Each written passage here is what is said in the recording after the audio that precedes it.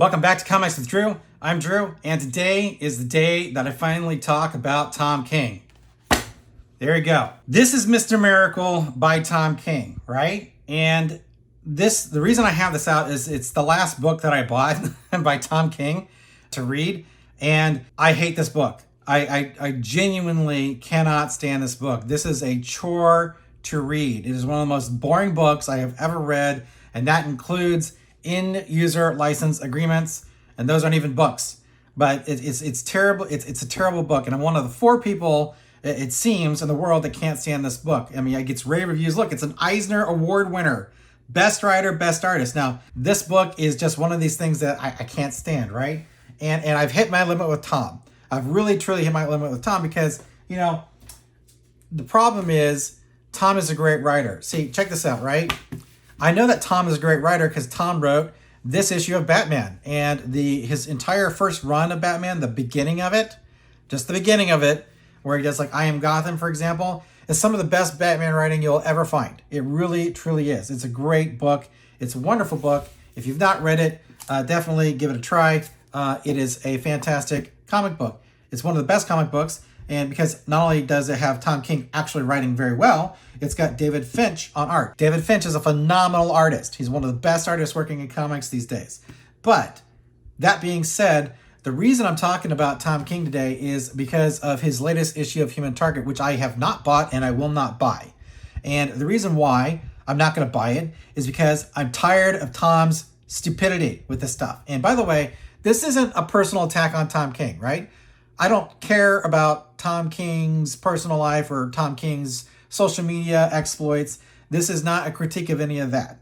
The reason I'm upset is because, well, you know, there's a movie called Tombstone. It's one of my favorite movies. And if you've ever seen Tombstone, there's a scene in Tombstone where Doc Holliday, played by Val Kilmer, is talking to Johnny Ringo, played by Michael Biehn. All right. So Johnny Ringo is introduced to Doc Holliday, and Doc Holliday says, "I don't know if I should hate him, darling." Only he says "darling" because he's like from like the South.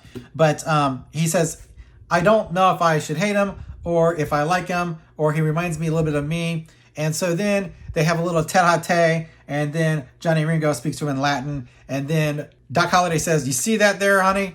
You see that there, darling? That's Latin." Evidently, Johnny Ringo is an educated man. Now I really hate him. And the reason why Doc Holliday hates Johnny Ringo is because Johnny Ringo knows better than to act the way he does. And Johnny Ringo knows better than to do the things that he does because he's educated, right? And Tom King is educated. Tom King is a great, great writer. I know he is. I know deep down in there, Tom King's got some great stories. Unfortunately, Tom King has resorted to drawing boring stories that are deconstructionist, postmodern stuff. And if you don't understand what that is, I will show you an example of a successful postmodernist, deconstructionist book. This is Watchmen, if you're not familiar. Watchmen, arguably one of the greatest, if not the greatest graphic novel ever written by Alan Moore. Alan Moore writes a book that in the early 80s was completely brand new. It was a completely brand new thing in the 80s because he took superheroes and you could understand them through a different perspective. Understand them more as real people subject to real needs and desires and the ideas of broken dreams and stuff like that. Not something that you would have seen in typical comic books of the era. And he did it in such a way that was brilliant. One of the things that he did that was brilliant was he introduced this like 9-panel kind of motif, right? So, you know, Watchmen is famous for the 9 panels, and it's got a good reason for doing it. Another book that is dark is Batman Year One by Frank Miller. Another book that is really dark that does it great is The Killing Joke, also by Alan Moore. It's a fantastic book, and it's dark, and it's got a point, and it's postmodernist, and it's deconstructionist to an extent. But the problem here is that Tom is not Frank Miller or Alan Moore. All right, Tom is writing stuff that is tedious and boring.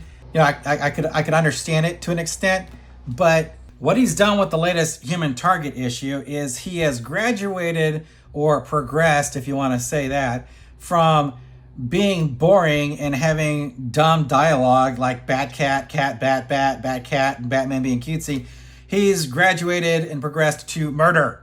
in this issue of The Human Target, basically Ice freezes Guy Gardner, and then the Human Target punches Guy Gardner in the face, exploding his head, and then Ice knocks his body over, and then they proceed to engage in sexual relations right in front of Guy Gardner's frozen dead body as it melts away while you listen or read idiotic dialogue by Tom. So, here's my problem, right? Because I know that Tom can write well, but he doesn't understand, or he's not really interested in doing anything that's uplifting. Maybe honestly, I don't know what he's trying to do, because, and by the way, you don't have to be uplifting, all right? Don't get me wrong. I'm not looking for rainbows and root beers and butterflies and stuff like that. I'm not looking for that. I'm looking for good writing, and taking a character that a lot of people like and a lot of people care about, and then turning him into an abusive boyfriend. And don't get me wrong, Guy Gardner is a dick, right? Guy Gardner, that's part of his appeal, is the fact that he's a bit of a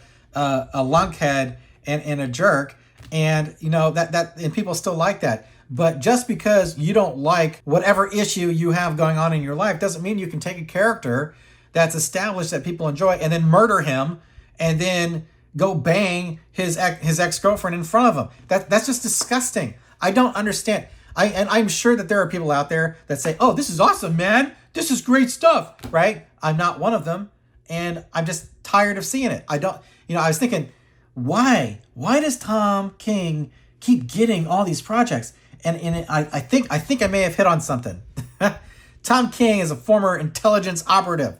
Maybe he's got something on the DC people. Maybe that's the reason why he's still writing DC books, because I would much rather read other people doing stuff. I would rather read Tom Taylor than Tom King, right? And Tom Taylor does things with characters that drives me up a wall, right? Tom Taylor doesn't seem to understand the fundamental nature of his characters oftentimes. However, Tom King doesn't seem to understand comics at all. He doesn't seem to understand any of these things about this stuff, or he's just forgotten about it. And, I'm like, will the real Tom King please return to us? So this is me like venting about this, right? Because, honestly, it's not going to change, right? Just some random dude with like 4 people that watch his videos isn't going to change Tom King. And Tom King may not even ever see this video. But if he does, this is me talking to you, Tom. Like Ellis says in Die Hard, Tom, booby, I'm your white knight. So it didn't work out well for Ellis, but oh well. My point of the matter is that, Tom, I know you're a good writer. Why can't you write more stuff like this, right? This is phenomenal writing. This book is amazing. I know you may have things going on in your life that are frustrating and troublesome, but stop making us read about it. We don't want to read about that stuff, right? Comics are for escapism. Comics are for enjoyment. And I know that there are people that want to read postmodernist idiocy, but I'm not one of them, right? Most people are not one of them. We already have one Watchmen. We don't need another Watchmen, right? We don't need another one of these. We don't need any more Frank Miller Batman, to be perfectly honest with you, because the best stuff is behind him, right? The best stuff from Frank Miller was here. So, it's like, move on, dude. Move on to something else and stop wrecking characters that people care about. So I didn't used to read a lot of Green Lantern, but, getting back into comics and really deeply exploring comics, I started getting a bunch of Green Lantern stuff. And I enjoy Guy Gardner. In fact, I love the way Venditti writes Guy Gardner specifically. And it's just something that, I really care about that character.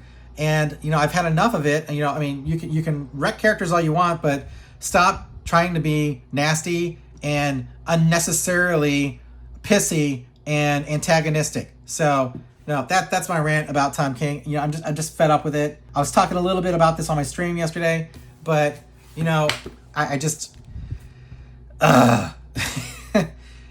these are great characters that he's screwing around with. Mr. Miracle, Scott-Free, is a great character, right? It's a Jack Kirby character, and it gets turned into, this kind of garbage, right? It's like, come on, man. It's like, what?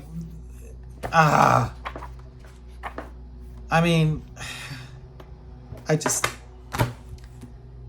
don't understand people like this stuff. I really don't. And I think this is one of the big problems with DC these days, is that they keep doing stuff that clearly is not in the spirit of comics. And to tell you the truth, that's why I love World's Finest, right? This is a return to what DC should be about. Even though Wade is writing it See, again, Wade is a great writer, okay? It's another example of a great writer that does things that piss people off, but he's still a great writer. And when he writes these characters the way they deserve to be written, it's magical. And I wish Tom would get back to doing that with things like, you know, his I Am Gotham run on Batman. That's all I got for today about this. But again, thanks for watching Comics with Drew. I'm Drew, and I'll catch you next time.